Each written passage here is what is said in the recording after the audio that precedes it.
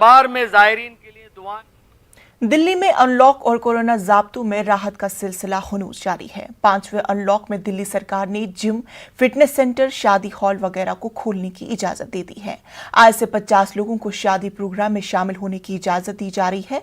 फिलहाल school, colleges और coaching centres बंद रहेंगे। समाजी और मजहबी रैलियों की ममानियत है।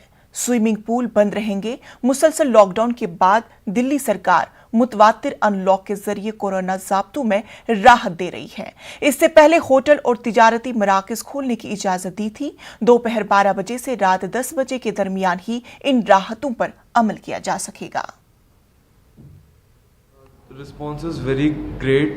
Even yesterday only we received very high rate calls to inquire about the gym, to know about the membership, to know about the precautions we are taking.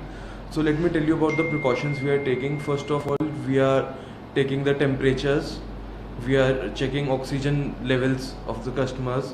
Even we are asking if they are vaccinated or not. Most of our members are vaccinated, and if someone is not vaccinated, we are guiding them to how to vaccinate, how to book their slots.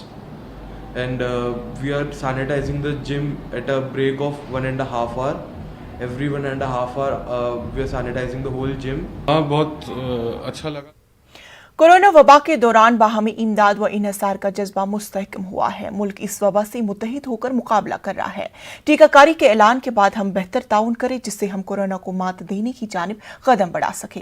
Network 18 इस मुहिम में हर कदम आपके साथ रहेगा। जब तक सभी महफूज नहीं, तब तक कोई महफूज नहीं होगा। इसी सोच की बुनियाद पर हमारी मुहिम संजीवनी का